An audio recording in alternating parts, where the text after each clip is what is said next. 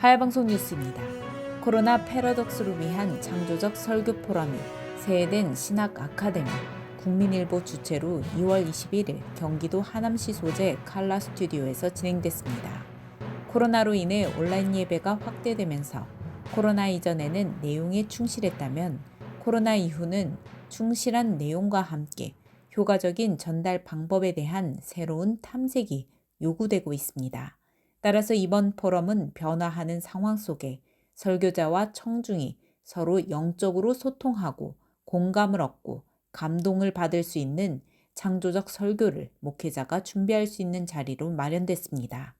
세덴교회 소강성 목사는 팬데믹으로 예배가 초토화되었음에도 불구하고 절실한 아픔이나 간절한 모습을 찾아보기 힘들다며 물론 사람들의 마음을 위로하는 설교는 많이 봤지만 코로나와 같은 위기의 때에는 일상적 감성의 위무를 넘어 이 시대를 향한 하나님의 애절한 마음과 아픔을 담아내는 설교를 전달하는 것이 중요하다고 강조했습니다.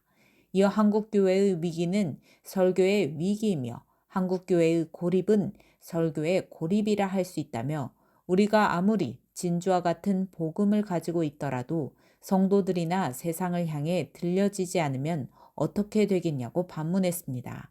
따라서 코로나 패러독스를 이루기 위해서 우리의 설교가 변화되어야 한다며 이번 포럼을 통해 설교의 뉴 패러다임을 제시하는 첫 출발이 되고 패스파인더 역할을 하면 좋겠다고 인사했습니다. 이 코로나가 오면서 예배가 초토화되고 강단이 무너져 버렸어요. 근데 제가 볼 때 그 강단에 정말 이 참담한 현실을 애통하는 그런 설교자의 모습, 어떻게 하면 무너져가는 이러한 그 강단과 무너져가는 예배를 어떻게 세울 것인가에 대한 그 뼈저린 그런 설교자의 마음을 저는 많이 보지를 못했습니다.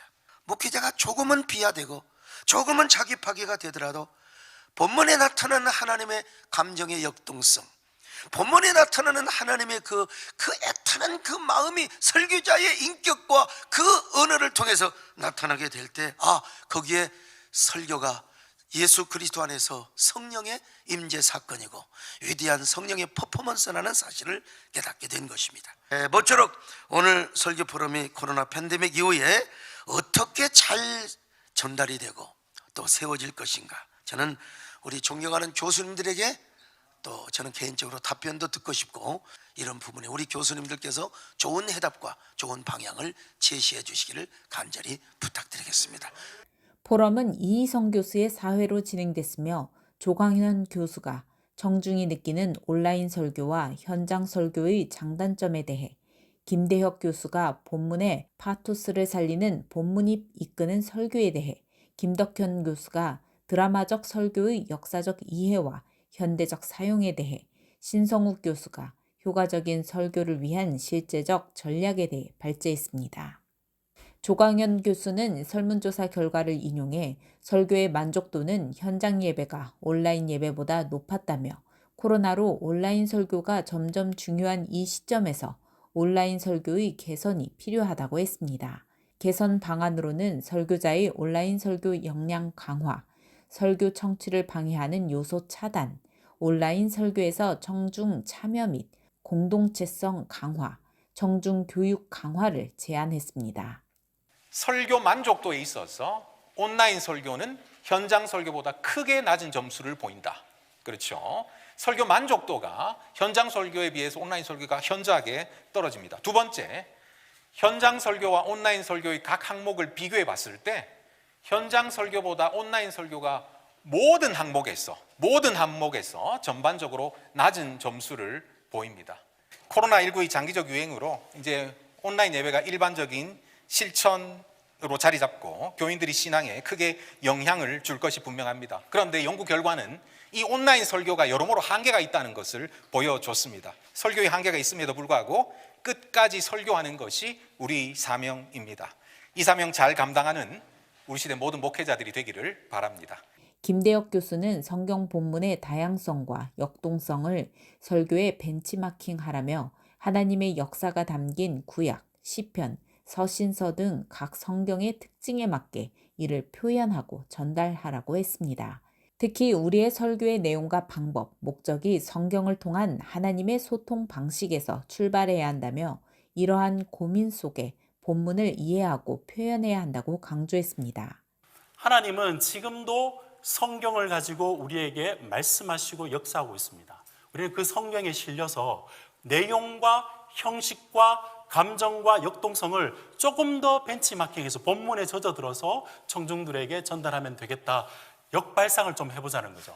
이런 성경의 다양성과 성경에 담겨져 있는 다양한 감정들을 설교에 이렇게 반영시키는 벤치마킹을 좀 하면 좋겠다 싶은 생각이 듭니다. 설교자 자체가 성령의 역사로 변화가 되어서 설교의 내용, 설교의 형식, 설교자가 텍스트의 역동성에 따라서 그걸 기준으로 창조성을 발휘했으면 좋겠다.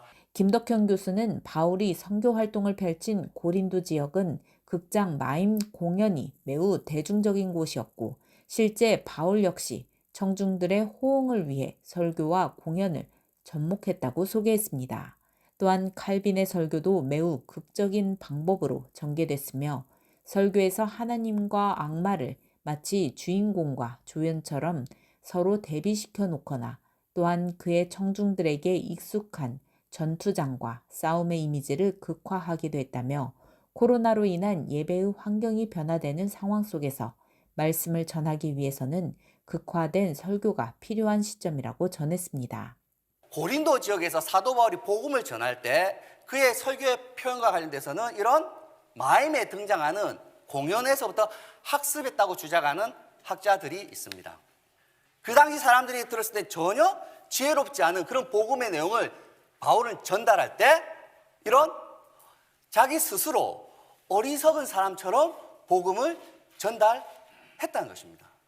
칼빈의 설교는 극적인 방식으로 전개되었는데 설교에서 하나님과 악마를 마치 주인공 혹은 조연처럼 서로 대비시켜 놓거나 또한 그의 청중들에게 익숙한 전투장과 싸움의 이미지를 극화하기도 했답니다.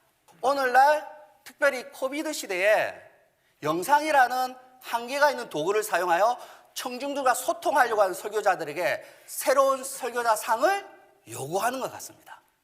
신성욱 교수는 원포인트의 드라마틱한 강해 설교를 활용할 것을 제안했습니다. 그동안 한국 강단에서는 3대지 설교가 줄을 이뤘지만 모든 본문에는 가장 중요한 핵심이 되는 원포인트 메시지가 들어있다는 것입니다.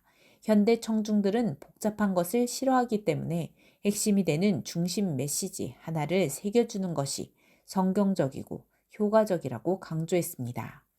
원포인트의 드라마틱한 강해 설교를 많이 하자 하는 얘기입니다. 딱 하나, 정말 산삼 한 덩이를 캐갖고 청중들의 가슴에 심어주고 집으로 돌려보내라는 거예요.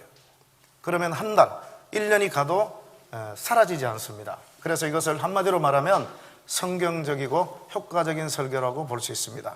성경의 콘텐츠에 그 수준 높은 내용도 들어가 있고 또 그것이 효과적으로 잘 전달되는 이 두 가지가 포함되어야 바로 본문이 이끄는 그런 설교가 될 수 있고 이것이 바로 강해 설교입니다.